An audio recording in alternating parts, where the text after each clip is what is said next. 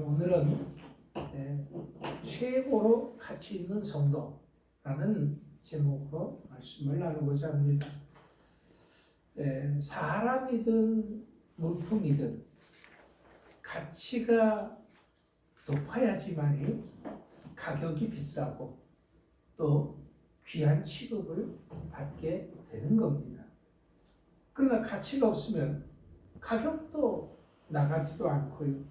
또 누구에게든지 천하게 취급받게 되고 결국에는 버림받게 되는 것입니다. 운동선수도 마찬가지잖아요. 가치가 높은 사람들, 손흥민 같은 선수들은 높은 연봉을 받게 되는 것이고 또 대접도 특급 대우를 받게 되는 거지요. 귀하게 쓰임받게 되는 것입니다. 그렇지만 가치가 낮은 선수들은 어떨까요? 대접도 잘 못 받고 연봉도 낮고 또 이 1군에서 2군으로 밀리고 그러다 보면은 이 경기에 출전도 못하고 대기 상태가 되는 그런 사람들이 되고 많은 것을 보게 됩니다. 우리 성도들도 하나님 앞에서 가치가 높으면 하나님이 귀하게 취급해 주실 것이고 복을 주실 것입니다. 그러나 하나님 앞에 가치가 잃어버리면 하나님께서 귀하게 여기지 아니하실 것이고 복도 받지 못하게 될 것입니다. 세상에서도 마찬가지겠죠. 우리 주님께서는 우리를 뭐라고 말씀하셨냐면 너희는 세상의 빛이요 소금이다 말씀하셨거든요. 그런데 빛으로서 소금으로서 그 가치를 잃어버린다면 밖에 버리고 밟히게 되고 쓸모없는 그런 것으로 전락하게 된다는 겁니다. 하나님에게 가장 최고로 인정받는 분이 누구겠습니까? 예수님이시죠. 예수님은 하나님께 최고의 가치로 인정받았기 때문에 하나님 보좌 우편에 이렇게 앉게 된 것이고 영광을 받으신 것입니다. 그러면 예수님이 어떻게 했길래 그렇게 귀하게 여김을 받으셨고 하나님 보좌 우편에 앉게 되었을까요? 예수님께서는 이렇게 말씀하셨습니다. 나 스스로는 아무것도 할 수 없고 오직 아버지 뜻대로 행한다라고 말씀했습니다. 그러니까 최고로 가치 있는 사람, 아버지 하나님에게 가치 있는 사람은 다른 사람이 아니라 아버지의 뜻대로 행하는 사람이 최고로 가치가 있다라는 그 말씀이죠. 예수님이 누구십니까? 예수님은 사실 영원부터 계시면서 천지만물을 창조주 하나님이시죠. 창조주 하나님이실 뿐만 아니라 아버지의 영광과 권능을 동일하게 갖고 계신 분임에도 불구하고 당신의 혼자의 뜻대로 결코 하지 않으셨다라고 말씀하고 있습니다. 아버지의 뜻대로 행했다라는 거죠. 심지어는 십자가의 죽음까지도 그렇습니다. 예수님께서 인간의 육신을 입고 오셨기 때문에 인간적으로는 십자가 지고 싶지 않은 것이 예수님의 마음입니다. 그런데 예수님의 기도는 무엇이었습니까? 내 뜻대로 하는 것이 아니라 아버지의 뜻대로 하기를 소원했고 결국에는 아버지의 뜻인 그 십자가를 기꺼이 졌다라는 거죠. 요한복음 12장 50절 말씀에서도 나의 이르는 것은 내 아버지께서 내게 말씀하신 그대로 이르도라라고 말씀하셨습니다. 그러니까 예수님께서 우리에게 말씀해 주시는 그 모든 것들은 아버지 하나님께서 가르쳐 주신 대로 그대로 우리에게 말씀해 주시는 것이다 라는 거지요. 여러분, 우리가 예수 그리스도의 십자가의 증인이다, 증인이다, 복음의 증인이다 이렇게 말을 합니다. 그러면 증인이란 그 말의 뜻은 뭐냐 그러면은요, 내가 본 대로 들은 대로 과감 없이 생명을 걸고 증언하는 것입니다. 그게 증언이죠. 우리가 이 법원에 가셔서 여러분들 이렇게 구경을 법할 때 구경하면은요, 이 증언하는 사람들이 나와서 제일 먼저 하는 그 순서가 뭐냐 그러면 선서의 순서가 있습니다. 그 선서는 어떻게 하냐면 진실하게 선서한다고 맹세를 하는 거죠. 그렇지 않을 경우에는 어떤 벌도 달게 받겠다고 그렇게 얘기를 하는 겁니다. 예수님께서 하나님의 말씀을 그대로 증언하셨고 또 그 말씀을 이루기 위해서 끝까지 죽기까지 순종하셨다라는 겁니다. 이스라엘 백성들은 광야에서 어떻게 움직였습니까? 낮에는 뭐가 그들을 지도했죠? 구름 기둥, 밤에는 불 기둥. 이 구름 기둥, 불 기둥이 움직이면은 그들도 움직였고, 그 구름 기둥, 불 기둥이 멈추면은 그들도 멈췄습니다. 그러니까 아버지의 뜻대로 그들이 움직였다라는 그런 말인 것입니다. 아브라함도 창세기 22장에 보면은 독자 이삭을 바쳐라 했을 때 어떻게 했어요? 아버지의 명령이니까 불순종했습니까? 아니죠. 그대로 순종해서 이삭을 모리아 산에 제물로 드렸을 때, 칼을 뽑아서 이삭을 치려고 할 때, 그때 아버지께서 그 손을 붙잡으신 것이죠. 사무엘에도 보면은 사무엘이 하나님께 인정받았던 것은 하나님의 충실한 제사장으로 하나님의 마음과 하나님의 뜻대로 행하였기 때문이다라는 것을 알 수가 있습니다. 우리들의 신앙 생활은 어떻습니까? 내 생각, 내 뜻, 내 고집, 내 욕심, 내 경험대로 하는 것이 아니라 우리 예수님이 아버지의 뜻대로 행하였을 때 그 인정을 받으셨듯이 우리들도 아버지의 뜻대로 행하게 되면은, 주님의 뜻대로 행하게 되면은 인정을 받게 된다는 거죠. 근데 많은 사람들은 아버지 뜻보다는 항상 내 감정, 내 생각, 내 느낌, 내 경험을 우선시하니까 문제가 되는 것이다 라는 거죠.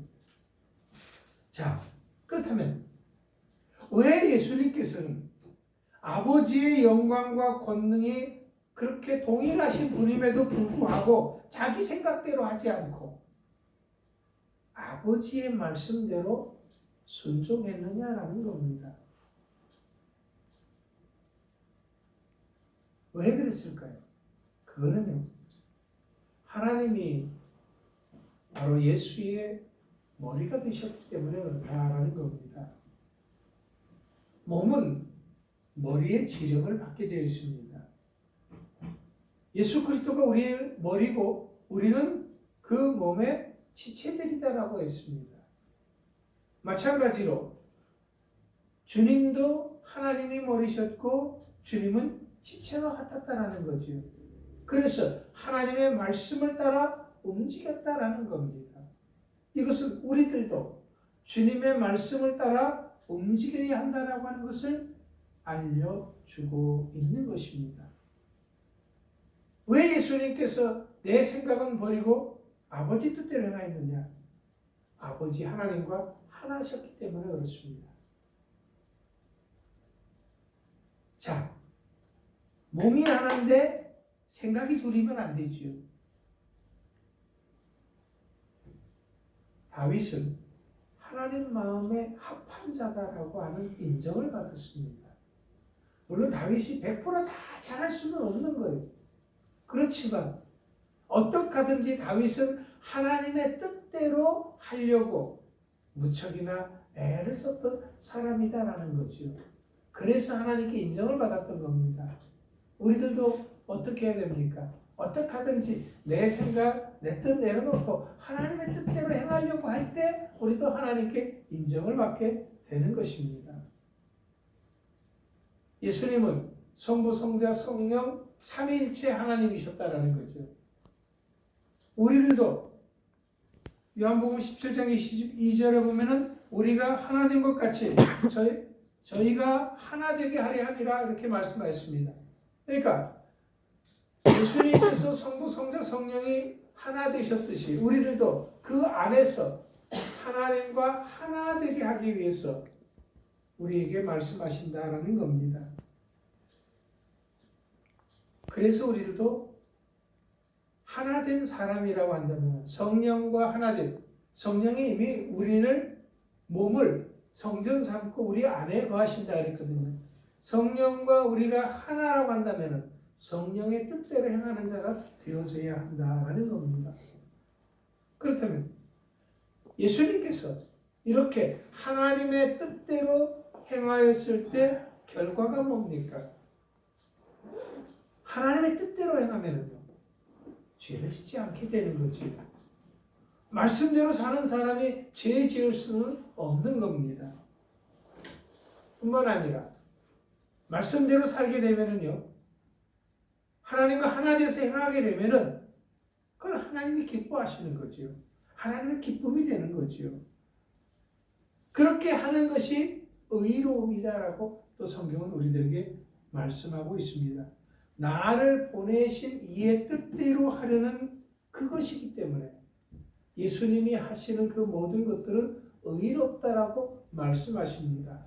내 생각대로 사는 것이 아니라 말씀대로 살아가니까 내 삶이 의로운 삶으로 인정받게 되어진다라는 겁니다. 자, 그러면 이렇게 우리가 하나님과 하나 되어져서 말씀대로 순종하는 삶을 살게 되면은 어떤 복을 누리게 되느냐? 바로 그것이 최고의 가치로 인정을 받게 된다는 거죠. 하나님의 뜻대로 행하는 자, 그 사람이 최고의 가치가 인정이 되는 것입니다. 사람의 뜻대로 행하면요, 내 뜻대로 하면은 내 가치밖에 안 되는 거예요. 그러나 하나님의 말씀대로 하면은 하나님의 가치처럼 그렇게 훌륭한 가치가 되어진다라는 겁니다. 그러면 수많은 성도들이 있는데 어떤 사람이 제일 가치 있는 성도가 될까요? 말씀대로 행하는 사람이 가장 가치 있는 성도가 되는 것입니다. 신앙의 어떤 경력이나 직분이나 아니면 그 사람이 얼마만큼 교회에 헌신했느냐, 봉사했느냐, 헌금했느냐, 그게 문제가 아니고 얼마만큼 하나님의 뜻대로 순종하며 살아갔느냐, 행하였느냐, 거기에 따라서 가치가 달라지는 것이다 라는 겁니다.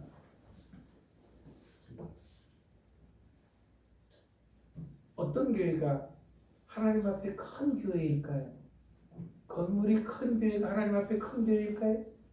사람이 많이 모이는 교회가 하나님 앞에 큰 교회일까요? 아닙니다. 소돔과 고모라가 멸망한 것은 의인 10명이 없어서 멸망했다고 했습니다. 우리가 하나님 앞에 큰 교회, 인정받는 교회는 사람이 많은 것도 아니고 건물이 큰 것도 아니고 하나님의 말씀대로 살아가는 의롭게 사는 그러한 사람이 많이 모인 곳이 큰 교회다라는 거죠. 그런 교회가 귀한 교회고 가치 있는 교회고 그런 교회가 하나님께 인정받고 사랑받고 쓰임받는 교회인 것을 믿으시기 바랍니다. 사람들도요. 사람에게 인정받으면 그 가치가 올라가는 것이고 귀하게 대접을 받는 거죠.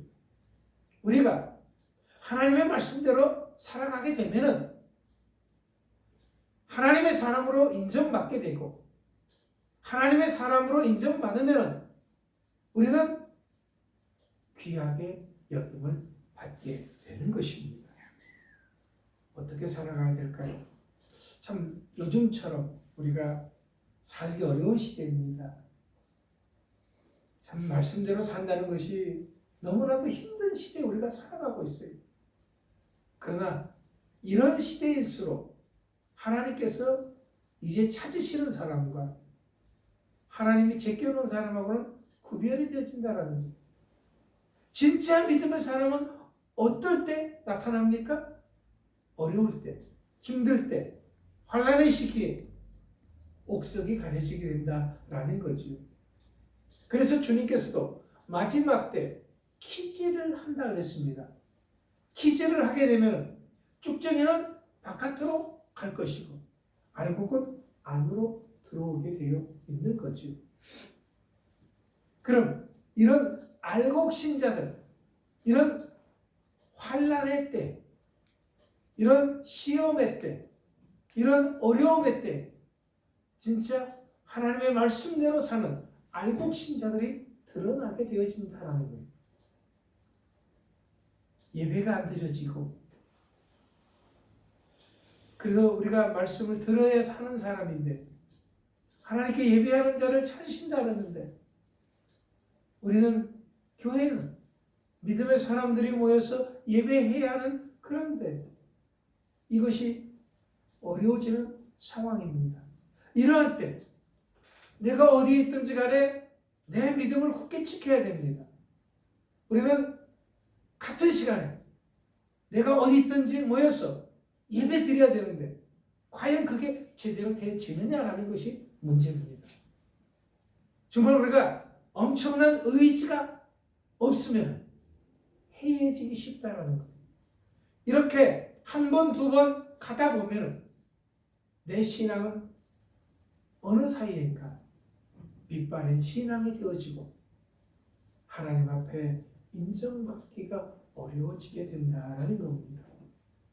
사랑하는 성도들, 하나님에게 인정받는 사람이 되려고 한다는 말씀대로 살아가야 됩니다.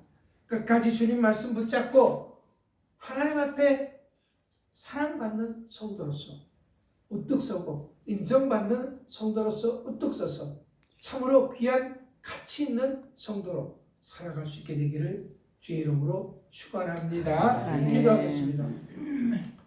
고마우신 아버지 하나님, 감사와 찬송과 영광을 돌립니다.